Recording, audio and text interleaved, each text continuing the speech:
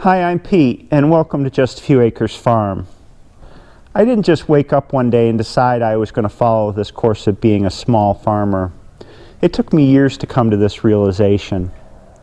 I was an architect, and for a long time I was unhappy with my job.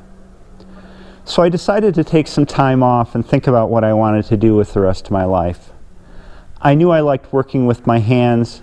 I knew I liked being outside in nature. And I guess most importantly, I'd saved up enough money to be able to take some time and start a new venture in life.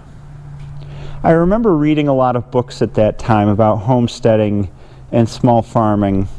And I read a lot of books by Joel Salatin, and something sticks in my mind that Joel said over and over again. And he said, if you want to start a farm, just do something.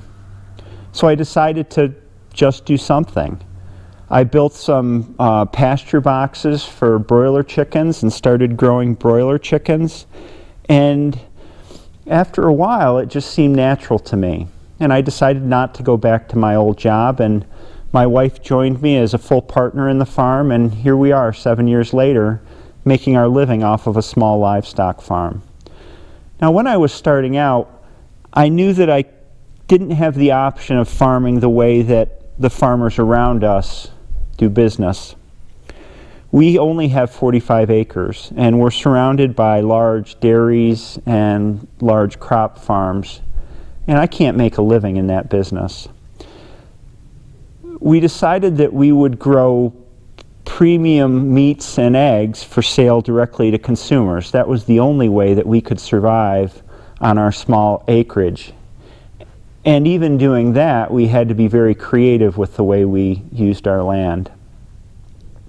In this video, I'd like to show you how we started out and the strategies and the steps that we used to get our farm up and running in an informed way rather than just kind of shooting in the dark.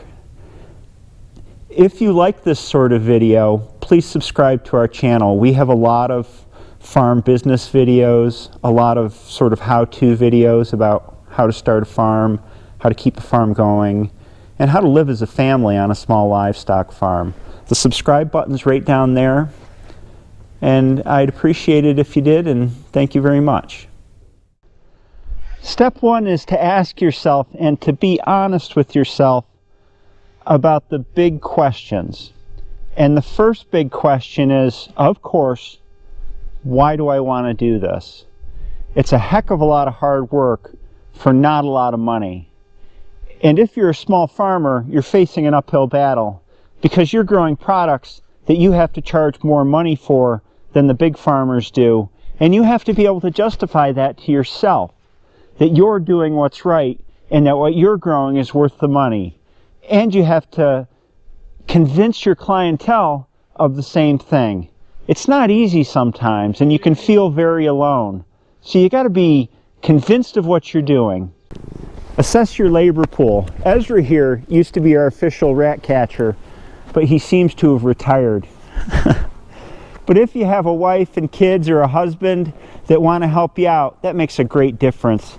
And I believe especially that kids are an excellent source of free labor on the farm, and it builds good character for them, especially in this age of video games.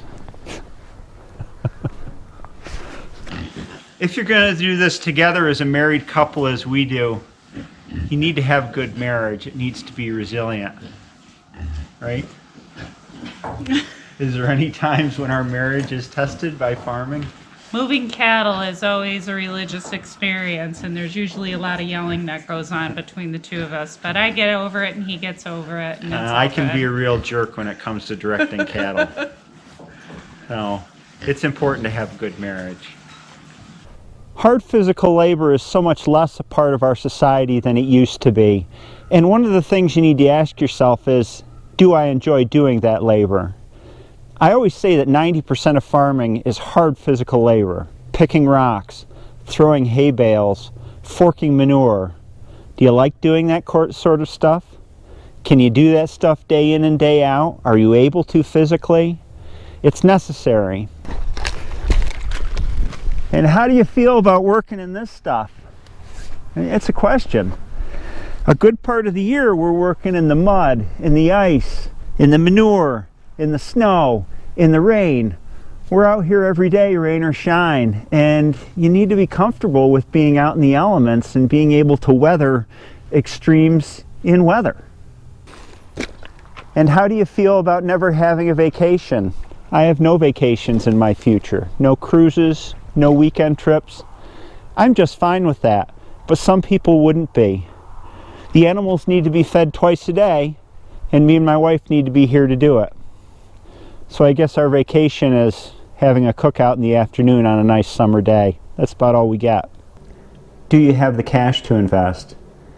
It can take quite a bit of money to get infrastructure, livestock, and equipment set up on your farm. What animals would you like to grow? We knew right from the get-go that we wanted to raise chickens, pigs, and cattle.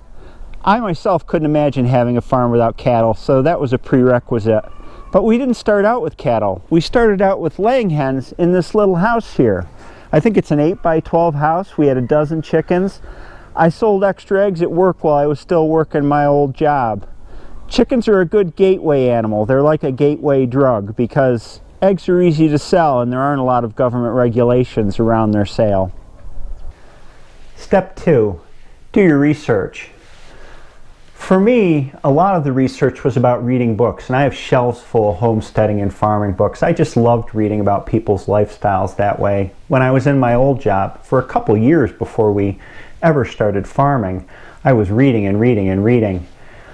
Books are great because they give you a lot more detailed information, and they show the downsides of things as well as the upsides. I think one of the problems with social media is you tend to see the upside of everything.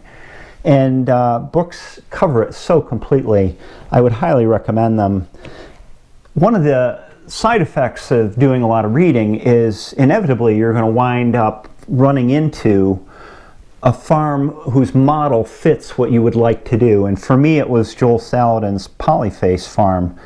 And I read a ton of his books. Instead of having to figure out everything for ourselves when we were starting, we had a model to follow, and it took a lot of the trial and error out of things for us. As we learned more about farming, we adapted his methods to our particular circumstances, but knowing how Polyface worked let us hit the ground running in the beginning. See what other farmers are doing in your area. And when I did this, I did it with a critical eye. I looked at what was going on and said, well, how can I do that better than they do that and sell my products better than they do? It's a competitive world, and you have to find your marketing niche right from the get-go. That's what differentiates you from all the other folks that are doing the same thing you do. So investigate what's going on around you. And get some farming experience. Get your hands dirty. Make sure you really like this endeavor that you're undertaking. Work with some local farmers. If you grew up on a farm, you may already know what you're getting into, but it's good to try it out on somebody else's farm before you invest your own money. While you're doing your research, look at what local butchers there are in your area, and look at whether they're USDA or custom exempt, because this affects how you can sell your meat. If you have a USDA butcher close by, that means you can sell your meat by the cut at farmers market. It's got a USDA stamp on it. If you only have custom exempt butchers nearby, then you're going to have to sell your animals as halves and wholes, where the customer takes possession of the meat at the butcher. And finally, do your research on where you can sell your product. Visit your local farmers market. You're going to have to charge more for your product than it would be in the supermarket because you just can't grow it as cheaply as the big farms can. You're going to need an enlightened clientele who understands the dynamics of local food systems and understands that they're getting a premium product for premium money.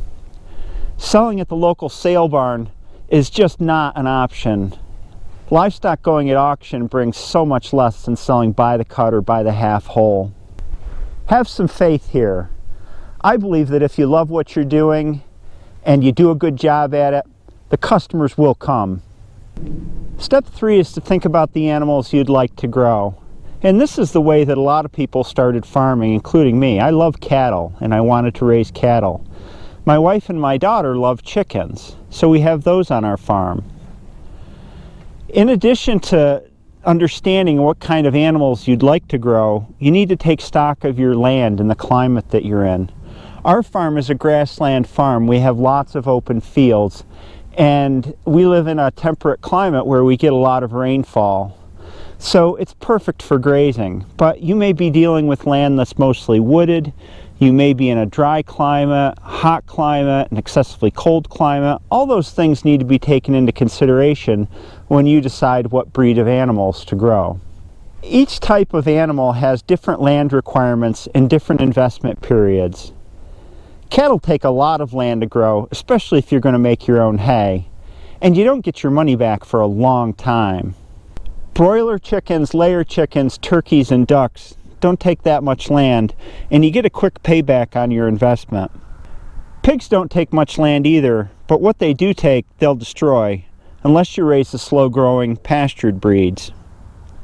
When it comes to sheep and goats, I have no experience with them and can't give any advice on their requirements. But it does remind me of one important thing, and that is we chose to raise livestock that we were familiar with. That can be a factor in your decision as well. Realize that your startup expenses will be affected by the type of animal that you choose to grow.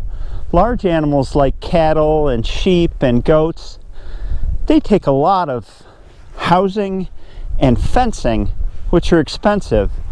We had this big barn built a few years ago just to hold hay for our cattle. That is a big expense to undertake for a small farm. Step 4. Start with just a few animals and get the feel for how much labor is involved, as well as whether you truly enjoy it. And if you're doing it part-time, see if you can incorporate it into your life without it becoming too stressful. I always advise folks that you can't go whole hog all at once. You need to start your farm small and grow it rather than starting with it all grown out. And the reason behind that is because there are 3 aspects to your farm that you need to grow at the same pace or expand at the same pace. Those are the number of animals you have, how much farm infrastructure you have, and your customer base.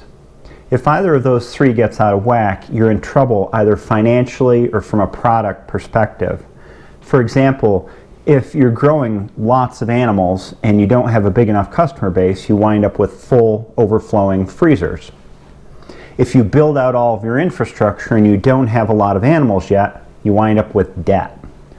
So these 3 things interact in various ways, and keeping them fairly uniform is the key to successfully expanding your farm. Step 5. Keep careful track of your expenses and your income so you know how profitable each of your livestock enterprises is.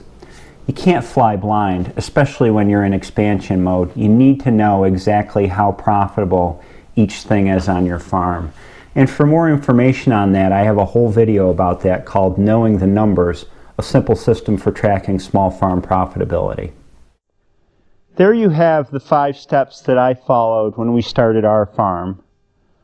My last advice is that I think it's important to not fully commit to having your farm till the 2nd year.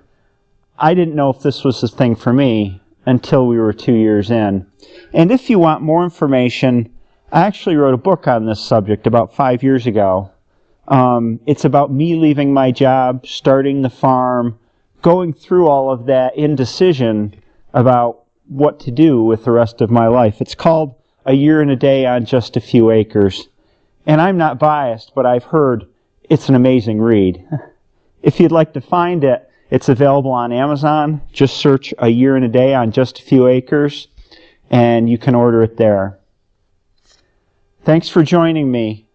I hope you have a good day, and I'll see you next time.